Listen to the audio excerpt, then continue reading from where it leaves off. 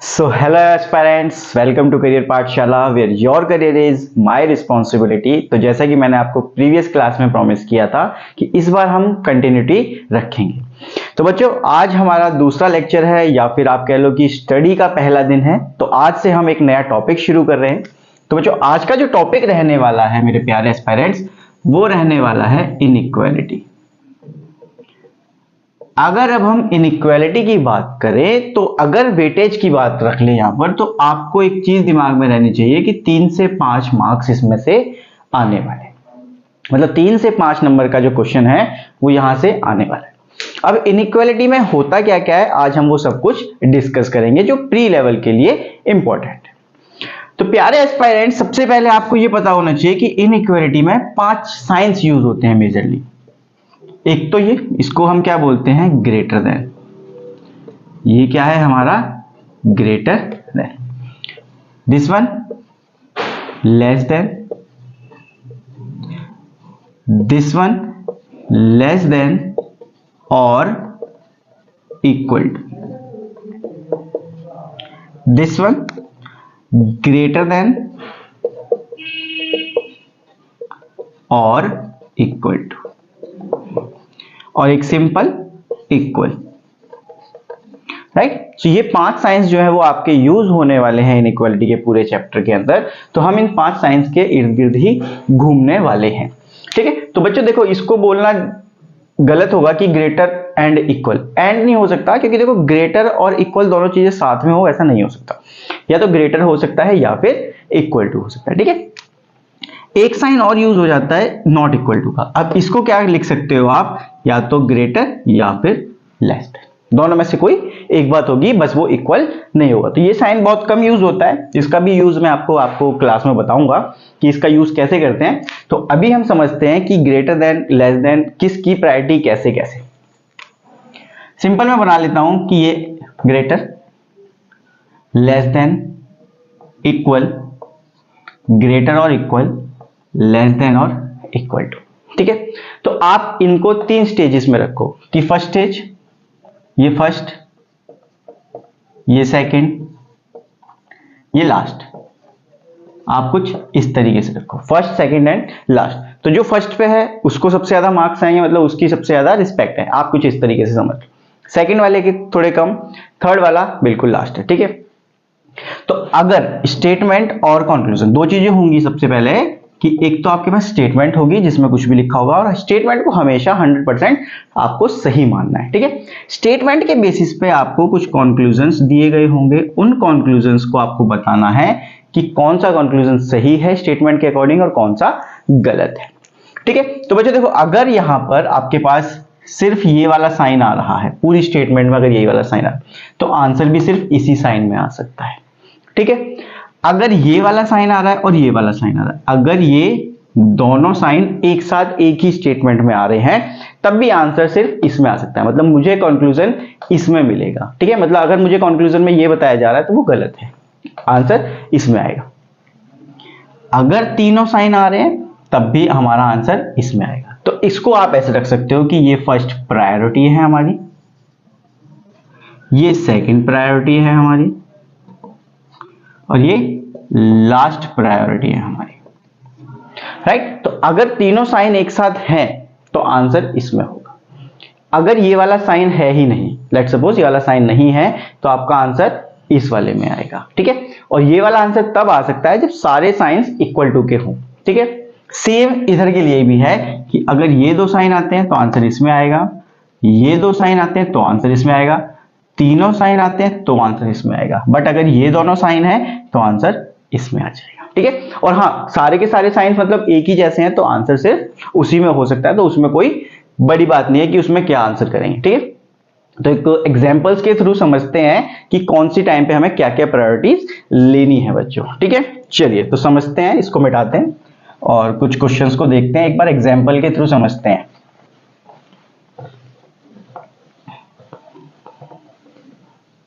चलिए तो एक एग्जाम्पल के थ्रू समझते हैं। तो मैं यहां पे लिखता हूं एक एग्जाम्पल कि a is greater than b, greater than c, greater than d, greater than E. तो ये 5 चीजें हमने लिखी, स्टेटमेंट है ये हमारी, राइट। अब स्टेटमेंट में मुझे दिख रहा है कि A is greater than B, greater than C, D and E. Conclusion में आपसे पूछा जा रहा है A is greater than D. Second conclusion में आपसे पूछा जा रहा है B is greater than E. तो सिंपल है क्वेश्चन, राइट। तो ए से डी के बीच में आप चेक करोगे तो ए और डी के बीच में आपने चेक किया, ए और डी के बीच में आपने क्या साइन पाया कि सबका फेस एक ही साइड है। तो सबका फेस अगर एक ही साइड है एस्पायरेंट्स, तो हमारे पास कंक्लूजन में भी क्या मिलना चाहिए कि एक ही साइड फेस होना चाहिए, डी की साइड नहीं। तो यहाँ पे हमने क्या पाया कि डी से एक ही साइड है, और यहाँ पर भी बोला गया कि ए बड़ा है डी से। तो ये बात बिल्कुल सही है, राइट। बी और ई की बात करें तो बी और ई के बीच में भी अगर हम साइंस देखें तो सारे साइंस बी की साइड, सबका फेस बी की साइड ओपन है, और कंक्लूजन में भी मेरे पास क्या है कि बी की साइड फेस ओपन है। तो ये वाली बात भी क्या हो जाएगी, बिल्कुल सही हो जाएगी, ठीक है। एक सिंपल क्वेश्चन ये हो सकता है, और इसमें चेंजेस क्या हो सकते हैं, देखो अब बीच में मैंने 2 साइन ये वाले लगा दिए, 2 नहीं 3 लगा देते हैं, ठीक है। बस एक साइन ये मैंने छोड़ दिया। अब यही 2 कंक्लूजन है आपके पास, राइट। अब यही 2 कंक्लूजन है तो अब आप देखो ए और डी के बीच में मेरे पास 2 साइन आ रहे हैं, एक ये वाला और एक ये वाला। अब मुझे क्या सीखा था, मतलब मैंने क्या सीखा यहां पर बच्चों कि ये दोनों साइन होंगे तो मेरी प्रायोरिटी इसकी तरफ है, कि अगर ये वाला साइन एक बार भी आ जाएगा तो आंसर इसमें होगा, ठीक है। अब इसमें क्या है कि ये वाला साइन एक बार है, तो अगर ये वाला साइन एक बार है तो इट मींस कि ये वाली बात बिल्कुल सही है, ठीक है। अब दूसरी पे आते हैं बी और ई। तो बी और ई के बीच में मुझे सिर्फ एक साइन मिल रहा है, वो है ये वाला। तो अगर साइन ये वाला है तो आंसर भी सिर्फ इसी में आ सकता है, क्योंकि अगर सारे साइन एक जैसे हैं बच्चों तो वहां पर आंसर भी वही आ सकता है, कोई और आंसर नहीं आ सकता। तो ये वाली बात क्या हो जाएगी इस कंडीशन में, गलत। तो इस बात को हम क्या कर देंगे, गलत कर देंगे। अब उल्टा करते हैं, एक इसी स्टेटमेंट के थ्रू हम देखते हैं कि D is greater then A। अगर ये हमारे पास कंक्लूजन हो कि D is greater then A है, तो D is greater then A बोला गया। अब स्टेटमेंट के अकॉर्डिंग हमें 100% चीज माननी है, ठीक है। तो स्टेटमेंट 100% हमेशा ट्रू है। तो यहां पे मुझे पता चल रहा है कि A बड़ा है D नहीं, तो ये वाली बात ऑटोमेटिकली गलत, क्योंकि साइन जो है वो उल्टा आया हुआ है, इसलिए उसको हम गलत कर दें, ठीक है। चलो हाँ, अगर यहां पर ऐसे बोल दे कि A इज ग्रेटर देन और equal to D, A is greater than और इक्वल टू D, तो अब आपको पता है कि A और D के बीच में अगर आप चेक कर रहे हो एस्पायरेंट्स, तो क्या मिल रहा है, A is greater. In 2 science की बात करें तो इसकी प्रायोरिटी होगी, राइट। अगर इसकी प्रायोरिटी होगी तो आंसर इसमें कभी नहीं आएगा। तो ये वाली बात क्या हो जाएगी इस कंडीशन में, गलत हो जाएगी। यहां तक आपको समझ में आई होंगी बातें, ठीक है। कमेंट करके जरूर बताना कि कौन से पॉइंट्स में दिक्कत आई, या सब कुछ क्लियर है या नहीं है, ठीक है। अब इसी में थोड़ा सा चेंजेस करते हैं और साइंस को उल्टा पुल्टा करते हैं थोड़ा सा।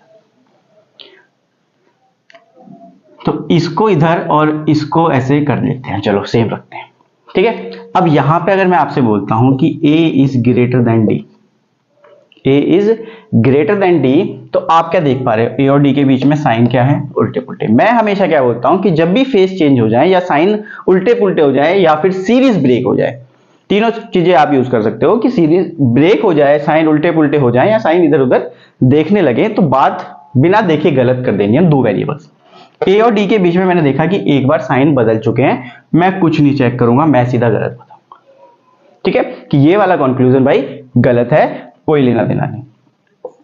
अगर यहां पर बोला जाए D नहीं रखते, यहां पर C रखते हैं कि C इज ग्रेटर देन और equals to E, C is greater than and equals to E, तो यहां पे मैं सिर्फ C और E के बीच में ही चेक करूंगा, और मैं क्या पा रहा हूं कि साइन सिर्फ सेकंड प्रायोरिटी वाला है। यहां पे भी कौन सा साइन है, सेकंड प्रायोरिटी वाला, तो ये वाली बात सही हो जाएगी। बट अगर मैं इसको उल्टा कर दूं, E इज ग्रेटर देन और इक्वल टू C, तो ये वाली बात क्या होती है हमारी, गलत, क्योंकि साइन अपोजिट साइड में नहीं है, साइन C की साइड देख रहा है, बट मुझे क्या बोला गया कंक्लूजन में कि E की साइड देख रहा है, तो वो वाली बात झूठ है वहां पर, ठीक है। तो ये वाली बात यहां पर गलत हो जाती है प्यारे बच्चों। तो यहां पर इसको इस तरीके से आपको समझना है, ठीक है। देखो साइन कभी भी उल्टे पुल्टे हो, जो मैं उल्टे पुल्टे की आपको कहानी बोल रहा हूं, जो भी ये उल्टा पुल्टा होता है अगर, ठीक है, तो उल्टे पुल्टे में मैं क्या कहना चाह रहा हूं कि अगर ऐसे आ जाए 2 कंक्लूजन्स के बीच में साइन, तो भी गलत, ऐसे आ जाए तो भी गलत, ऐसे आ जाए तो भी गलत, ऐसे आ जाए तो भी गलत। मतलब उल्टे पुल्टे होने चाहिए, बस दो वेरिएबल्स के बीच में साइन इधर उधर देखना शुरू कर दें, वैसे ही आप क्या कर दोगे, बिना कुछ सोचे गलत कर देना। ठीक है, तो ये है आपकी सिंपल इनइक्वालिटी। अब एक कंडीशन और होती है ईदर और की। तो आओ ईदर और की कंडीशन को अब समझते हैं, और बड़े ध्यान से समझना, बहुत ईजी है, बस थोड़ा सा कॉम्प्लिकेटेड है। अगर आप ध्यान से समझोगे तो वो भी आपको समझ में आ जाएगा। ठीक है, तो चलो ईदर और की कंडीशन को समझते हैं।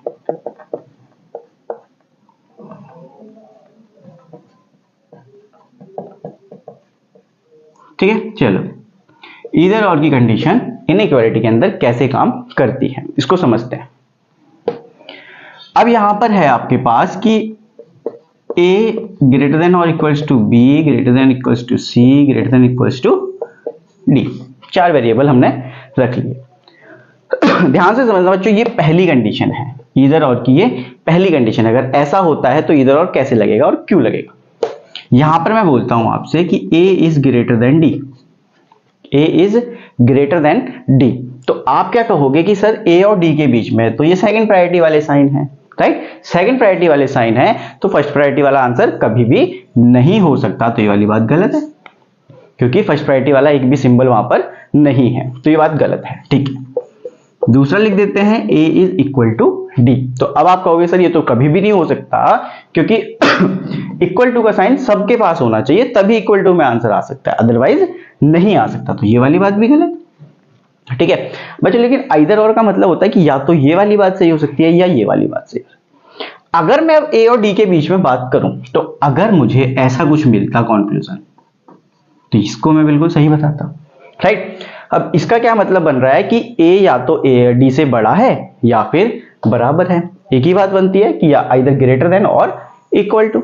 अब यहां पे भी वही बात बनती है कि a इज ग्रेटर देन और इक्वल टू, तो या तो बड़ा हो सकता है या छोटा, मतलब बराबर हो सकता है। कोई एक बात तो जरूर होगी, ऐसा तो नहीं है कि दोनों बातें गलत हो, कोई एक बात जरूर होगी। बस ये है कि हम इसे 100% नहीं बोल पा रहे कि ये सही है, इसलिए हम उसको गलत कर रहे हैं। तो या तो बड़ा हो सकता है या फिर बराबर हो सकता है, तो दोनों बातें होती हैं। तो इस कंडीशन में क्या है, मेरा ईदर और लग जाता है। तो इस कंडीशन में मैं क्या बोलूंगा, ईदर वन और सेकंड फॉलो। अब लिख लो या नोट कर लो आप कैसे भी, या माइंड में अपने कर लो। मैं कंडीशंस लिख देता हूं कि क्या क्या होना जरूरी है। सबसे पहले बोथ कॉन्क्लूजन्स रॉन्ग, मतलब दोनों कंक्लूजन सबसे पहले तो रॉन्ग होनी चाहिए। अगर एक भी सही है तो आपका ईदर और कभी नहीं लगेगा। दूसरी चीज, वेरिएबल सेम होना चाहिए। वेरिएबल से मतलब ये AD, राइट, तो ये भी सेम आपका होना चाहिए।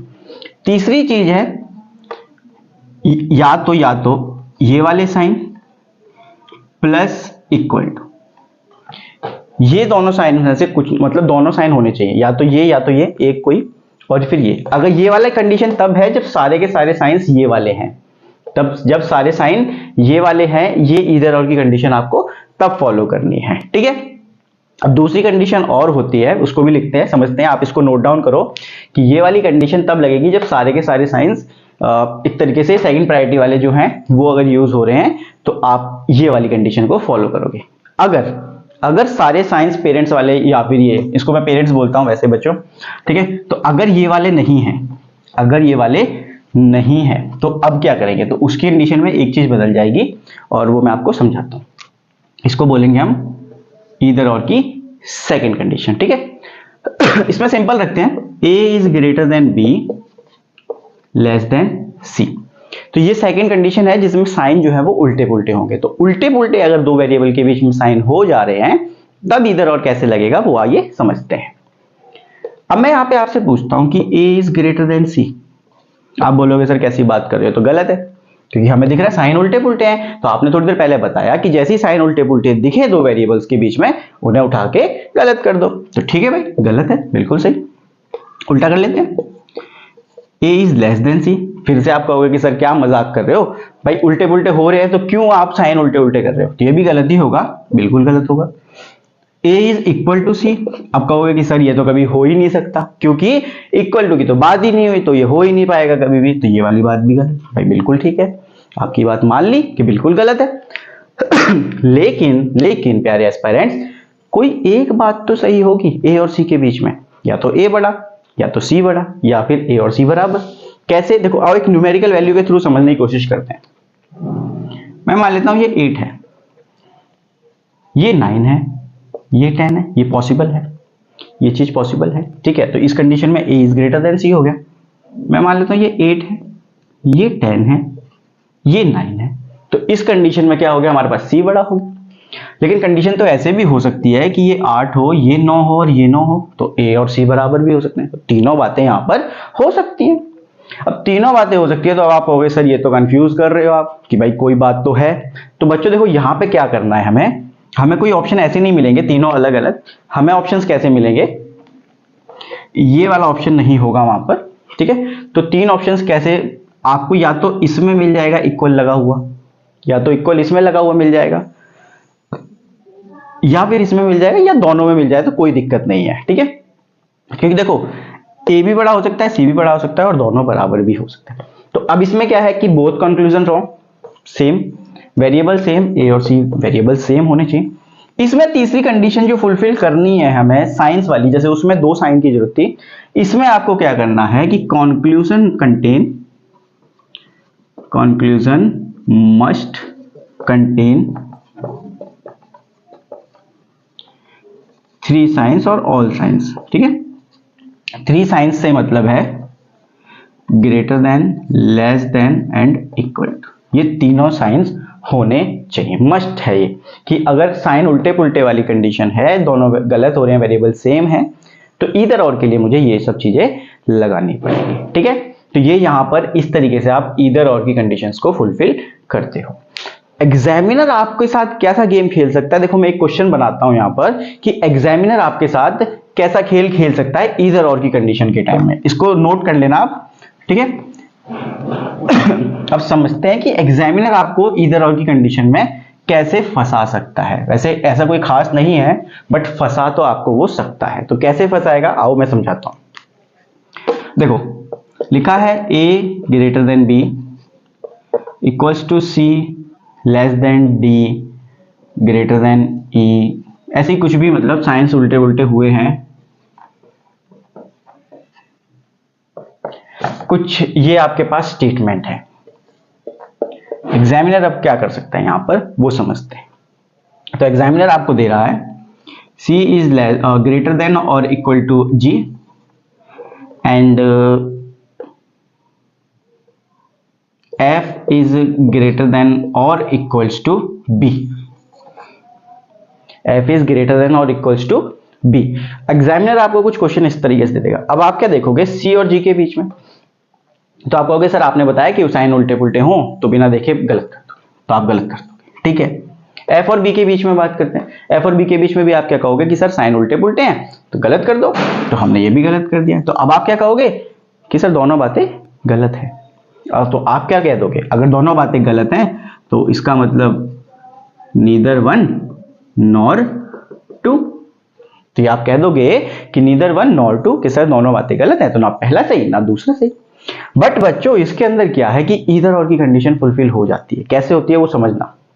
देखो C और B दोनों इक्वल है, तो अगर मैं B की जगह पे C लिख दूं तो कोई फर्क नहीं पड़ता। अगर मैं यहां पर C लिख दूं तो कोई फर्क नहीं पड़ता, राइट। यहां पर F और G बराबर है, तो मैं G की जगह पे अगर F लिख दूं तो कोई फर्क नहीं पड़ता,